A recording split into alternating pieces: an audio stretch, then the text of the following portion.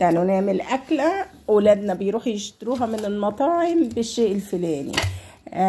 ابني بيقول لي ب450 جنيه الوجبة، فقلت ليه، رحت مطلعة شقفة يعني نص الصدر كده زي ما حضراتكم شايفين، حوالي 300 جرام. انا هقطعه، انا مطلعه متلج من التلاجة عشان اعرف يعني لسه ما فكش كين، عشان اعرف اقطعه. هقسمه بالعرض كده 2، هيدي معاكي مش وجبة واحدة، وجبتين. حلوة دي، وجبتين شعر. ماشي. هتروحي بقى اسماه بالورب كده، هتقطعيه صوابع.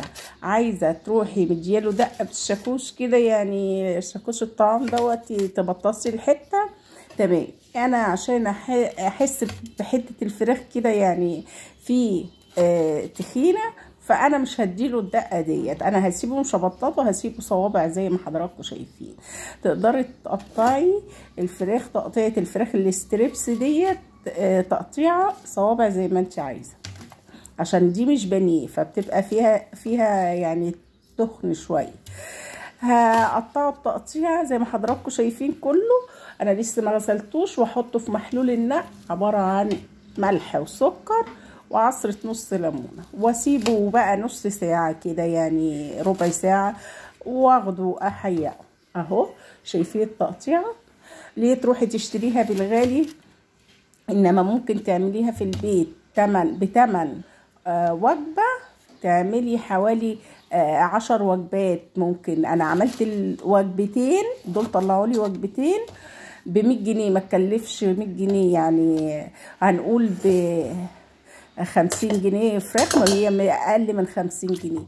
معايا هنا بصل وثوم مفرزينه، حوالي معلقه بصل وربع معلقه ثوم مفرزينها، اللي مفرزينه مع بعض. حيق سكر وملح وفلفل، ده اساسي. توابل الفراخ، رشه مرقه دجاج لو عندك وحابه تحطي. في تركايه مهمه هقول لك هتعمل معاكي ايه. هنا الفلفل الاسمر والكزبره وهرسه الشطه ربع معلقه، دي اختياري، احنا عشان بنحب سبايسي فحطيتها، وربع معلقه كركم او كاري. دي توابل الفراخ من عند العطار، ورشه بسيطه من مرقه الدجاج، انا مش هحطها كلها. تمام كده.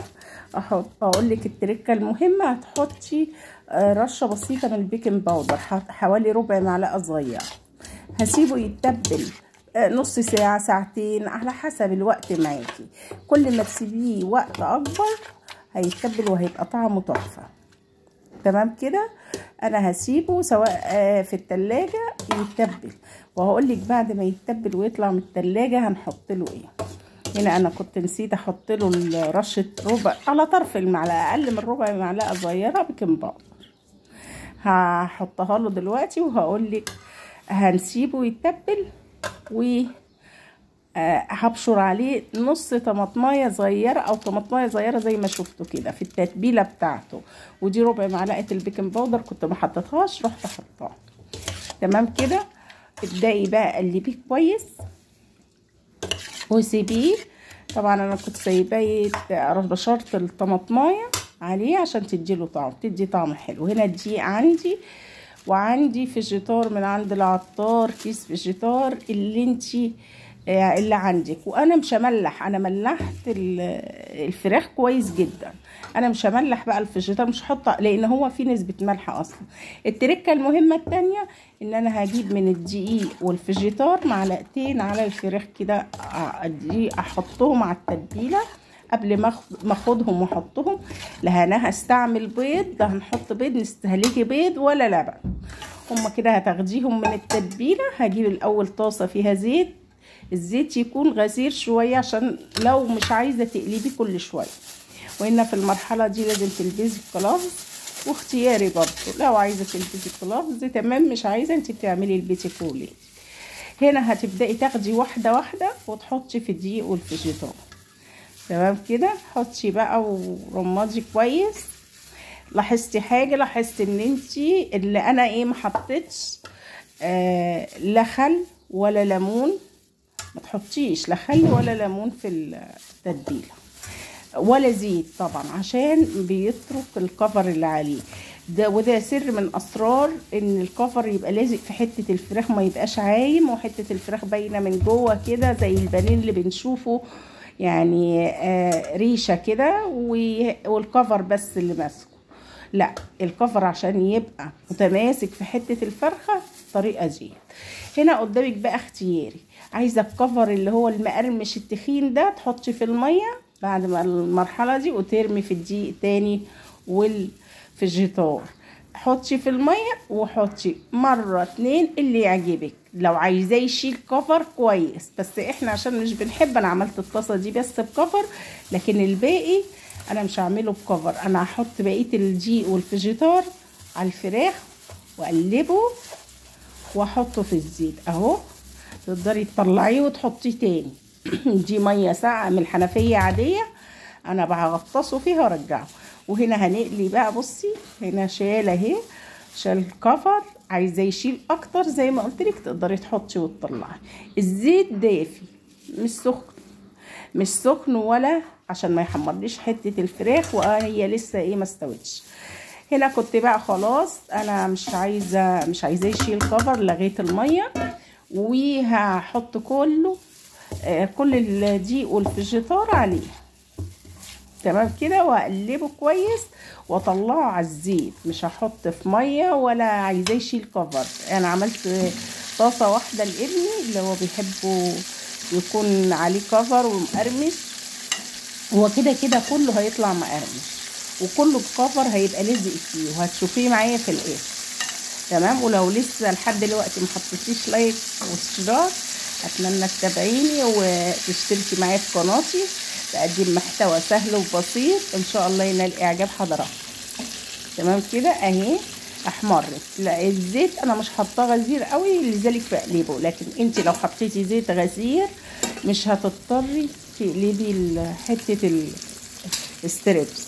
تمام كده اهي مقرمش ومش عايزاه يعني ايه، انا مهدي يعني لا النار شديده قوي ولا هي واطيه قوي. لا النار متوسطه عشان حته السناكس ما تحمرش معايا بسرعه وهي ما تستويش. اهي هفتحه لكم دلوقتي واوريه لكم قد ايه هو الكفر لازق فيه ومستوي وخطير. تمام اهو. في السكينه جنبي انا خدت حته اهو، شايفين الكفر خطير تحفه.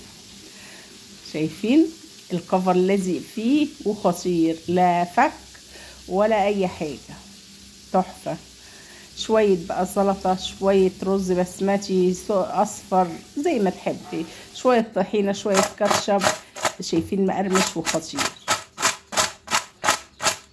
خطير تحفه. عيالك هيفرحوا بيه. واظن الوجبه ام 450 ما بيجيش قد الحبه دول. الحبه دول يعملوا لك وجبتين مش وجبه، من اقل من ربع، يعني ربع فرخه، نص الصدر. عمل لي شويه الحلوين دول. شايفين خطير. انتي يعني بتمن الوجبه عملتي وجبتين، تمن وجبه ايه، تمن ربع وجبه عملتي وجبتين. انتوا عارفين الربع كيلو فراخ بانيه او الصدر دوت الربع كيلو او 300 جرام مش مكمل 50 جنيه. اهي اتمنى تكون نالت اعجاب حضراتكم، ولايك واشتراك شير. القناه بتاعتي لسه جديده ووقعه، اليوتيوب ما بيرشحهاش عشان لسه مفيش تفاعل عليها. اتمنى تدعموني ولايك واشتراك، واشوفكم بألف خير وسعادة. شايفة هي قد ايه قطعت كتير ما شاء الله وخطير. حطي بقى كاتشب، طحينة، مايونيز. انا هنا ما كانش عندي طحينة، حطيت مايونيز وحطيت الكاتشب. واشوفكم بألف خير وسعادة. سلام.